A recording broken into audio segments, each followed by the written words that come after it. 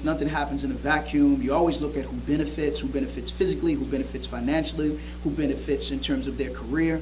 13 minutes, you again dealing with the number 13, which is an Illuminati number. You see her two sex kittens or puppets that were in the ritual with her. One was MIA, right? Right. The other one was who? Nicki Minaj. Nicki Minaj, right. So you see Nicki Minaj after the death of Whitney Houston comes out and does the sacrifice on the stage with the preachers, with the altar boys. But most people are looking at it but don't maybe fully understand and comprehend what it was they were looking at. Whitney Houston's body stayed in that hotel for 14 hours. No way. If somebody dies, it doesn't take you 14 hours to take a body out. So if I keep your body in for 14, I can put something in and take something out within an 8-hour period.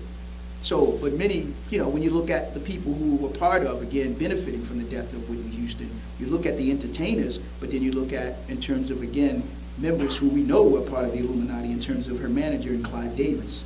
When you go and look at the funeral of Whitney Houston, not just in terms of that day, but I could give you so much on the numerology on when she died, the time she died, the time they waited to announce that she was dead, and while they were having a ceremony or party downstairs. Now, how can I be your manager? How can I be your best friend? How can I be your family? How can I be all of those who you say you look up to her? My body's in the hotel and you downstairs partying. No respect for the dead at all, unless it was a sacrifice. Then you harnessing the energy of Whitney Houston. And there were so many other things that took place. And I think, the young people and those that have come out with these DVDs, such as Industry Exposed, that you could see on YouTube, that really exposes it and shows a lot of that. And I've posted it on, Facebook, where you can look at that and view it. And they show a lot of what took place leading up to that. And then even at her funeral, they had two Egyptian sarcophagus outside of the funeral. So if it had nothing to do with Egypt, if it had nothing to do with ancient Kemet, why were these posted outside of the funeral home where Whitney Houston's body was? So then when you look at, I think you mentioned Michael Jackson. Again, Michael Jackson, some said was a part of the industry, but Michael Jackson fought to get away from the industry. When you listen to his album, History, and he's telling you they don't really care about us. He's telling you about they're out to get me. He comes out with a song called Blood on the Dance Floor, which clearly lays out he's in the red and black, Illuminati colors. He's showing you here's the floor, here's the pawns, and they're out to get me. He's telling you, but most people didn't really understand what it is that he's saying. Tom Snedden is a cold man, that they're out to get me. They wanted Michael Jackson's fortunes because he purchased the Beatles. But not just the Beatles, he had a music catalog that had almost 500 million songs in that music catalog. When he purchased it, it was worth $47 million. Today, it's over $1 billion. And so, all of that played into Michael Jackson. I think you mentioned Kanye West's mom, who just went in just to have plastic surgery, and then she ends up dying on the table. Kanye's out of the country, then he comes back in the country. So you have to look at all of those things and ask again, who benefits. And Kanye West's career, of course, blows up. Most people never really knew Kanye West till he made a statement about George Bush don't like black people. Then next thing you know, he's on the front page of Time magazine. But prior to that, most of us just knew Kanye as just a middle class rapper from Chicago. Right. That was it. Lupe Fiasco has kind of said the same thing, but you haven't seen him on the front of Time magazine. So you always look at the people who have kind of, just like I said, when you see these kind of sacrifices, those who are benefiting. And then, of course, with Whitney Houston, you see the career of Jennifer Hudson, who the night before is on Piers Morgan with Clive Davis, who says that he's already anointing her as the next Whitney Houston before Whitney Houston is even killed. So you see now Jennifer Hudson moved up, and some others that's been moved up since the death of Whitney Houston. But I would encourage you to look at that Pepsi commercial that was out with the character that looked like Whitney Houston. You see the butterfly, which is called the monarch. Again, normally before there's a sacrifice, you'll always see the butterflies. But Michael Jackson did a song called Butterflies. But you see that in the Pepsi commercial with the character that looks like Whitney Houston, and there's the other character that looks like Mariah Carey, who could be next in terms of the blood sacrifice. Or Whitney Houston. I mean, not Whitney Houston, but Aretha Franklin, because they've already got the king of soul, who was James Brown. They got the king of pop, who was Michael Jackson. Whitney Houston was called the queen of pop, right? Right. So the only one left is who? The queen of soul. I'm hearing all this stuff you're saying. It seems like you're able to align everything up to make it seem like Illuminati is real. Mm-hmm. But is it real? Sure. No, I'm just, because, we have this thing called self-fulfilling prophecy. Mm-hmm. If I say something, then everything around me begins to show me that that stuff is real. Right. Because I've said it. How many people have, there's this thing about your brain.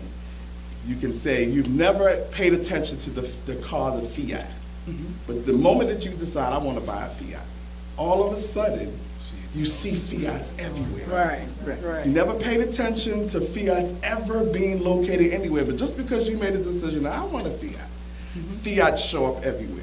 Right. So could this also be, because this is the discussion that we're having with the youth, is that they're just trying to make us feel like this is something real. It's not real, they're just making it up. So it's easy for you to show me a video and say, see, look at that triangle, yeah, that's it. See, look at that, that's that. But is it really real? What is clear information that we could disseminate to, and panel, help me out, that we could disseminate to people where we're clearly documented, because a lot of information sometimes get overwhelming. Right. Even though it's good, but sometimes it's overwhelming when we can't really, we need to be able to pinpoint some things that we can really point out to them that this is what Illuminati represents. This is real. Right. So can anybody kind of add to? They have a manifesto, like a communist manifesto. In Professor Griff's book, he lists the 21 goals of the Illuminati. They tell you what they will subtly do to this country and other countries as well, in terms of the breakup of the family, in terms of the early sexualization of our children, in terms of taking the children away from the parents. So there are 21 things that they talk about that they're doing, and they've just about done most of them when you look at what they have written. So, it's kind of like the old saying, the greatest trick that the devil has done was to make people think that he does not exist. But we clearly see that the Illuminati exists. It's just that most people, you're not going to see somebody walking around with an eye on their chest. You know what I mean? But as, we know that they're operating in secret, Correct. but some of it is not so much secret today when you see, what is happening. But again, people say, well, what about the conspiracy? But, you say a conspiracy only involves one or two people. I got here as a result of a conspiracy. My mom and my dad conspired. You know what I mean? All of us got here as a result of a conspiracy. Is that right? That's very That's correct. how we all got here, That's But correct. of course, they were not members of the Illuminati, but they were holding some light, I So, think for me, I think a lot of it has to do with money. I mean, if you think, when you look at Rihanna or you look at Kanye West for when they first came out, they weren't talking about the Illuminati. Rihanna was just, somebody who just came from Barbados. Kanye West was somebody who made beats from Chicago. Right. But then all of a sudden, when all this Illuminati talk came about, then all you hear is Rihanna's name. All you hear is Kanye West's name. Like, they're always in the media. Are they a part of the Illuminati or not? And I think when you're in that kind of business, that's what's gonna, if I know that you think, oh, I might be a part of the Illuminati, and I know that that's gonna make me sell more records, then yeah, I might just throw up something if I know that that's gonna have me sell more records, just because I know that's what people are thinking about. So. And I think, and I'm glad you bring up the financial aspect of it, because I think when you go back and take a deeper look at it, it's all about money. And that's why I keep referring back to the Rothschilds, Rockefeller, and those folks, because even if you look in 1913, before 1912, our debt in this country was manageable. What happened in 1913? You had the FBI, you had the Anti-Defamation League,